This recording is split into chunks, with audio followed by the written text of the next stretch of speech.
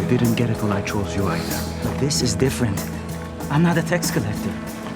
Get used to different. The makers of The Chosen wanted to do things differently for their multi-part streaming show dedicated to the life of Jesus Christ. So instead of pitching their show to a whole bunch of different Hollywood studios, they went directly to the public instead. I think it's really important that everyone knows this is not an LDS project. This is 100% written and directed by an evangelical, my partner Dallas Jenkins. And basically we had this self-funded from all different faiths and backgrounds all around the world. And we broke the all-time crowdfunding record in film and television with raising over $10 million. For a Jesus show. like that's amazing. That was Chosen CEO Daryl Eves, and he said since securing and releasing their first season, the show has now been viewed well over 100 million times. It's now been translated into more than 50 languages and has been shown in 180 different countries around the world. Now, a large part of season 2 is filmed right here in Utah, but the show's genesis as a whole also has a pretty close tie to the state as well. A few years ago, Eves said he was approached by his friend Jeffrey Harmon, who's one of the founders of Angel Studios, at a conference he was putting on, where Harmon said he had a video that he needed to show him. He says, you have to see this. And I'm like, I'm trying to put on a conference. He says, no, you have to see this. And that was when I was able to see Dallas Jenkins' creation of the nativity through the eyes of the shepherd. So beautiful. We must tell someone. We must tell everyone. We must tell everyone. Everyone. Yes, thank you. Thank you. We've waited for this for so long. So long.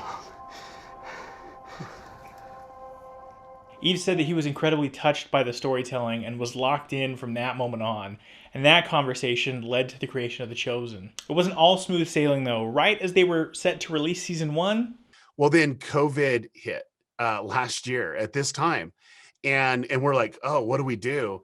And we decided to do something so disruptive for a for-profit company. We decided to give away The Chosen for free, and I'm here to tell you, that one decision to do that led to funding season 2, because we're now done with production of season 2. That didn't make it easy. Pretty much every television and film production just shut down. He said now that they had secured funding, they were ready to go, but they also had to figure out how to secure filming locations and keep everybody healthy and well, because if they started filming and then had to stop production, it would have cost millions of dollars. We had pretty much decided either do Malta, Bulgaria, or Utah. And then we found out that Utah was a no. And it was because of COVID, just like, hey, just with all the protocols and everything that's going on. That's when he said Jenkins went back to the farm that he shot the original nativity short that inspired the whole show on. And he poured his heart out in prayer. And it was the next day that we got an answer that, hey, Goshen's a go. Eves said even though they now had a spot to film, that still didn't make things easy. They still had to be able to film in the middle of a pandemic, and that meant hiring a crew of 11 people to administer COVID tests regularly to the cast and crew, and paying for all of those people and all of those tests cost somewhere north of $800,000. Their preparations paid off though. Throughout filming on season 2, Eves said they had only one isolated case of COVID. And we had another miracle. We were the last episode of season 2 is the Sermon on the Mount. Okay, you need a lot of extras. Knowing how they had been successful here in Utah, they were able to test 2,300 people that then filled a hillside in Texas. We only turned away a couple cars, and yet we were able to actually do that Sermon on the Mount scene, and it looks so epic of having actual people that weren't, CGI'd into it, and it's so amazing. Their whole process also got them noticed by a certain Hollywood tabloid that's, well, not really well known for giving great headlines. And that was the first positive piece that TMZ actually did. And they applauded us and said Hollywood can learn from what The Chosen's doing because we did it right. For KSL News Radio's Heart of Utah, I'm Colby Walker.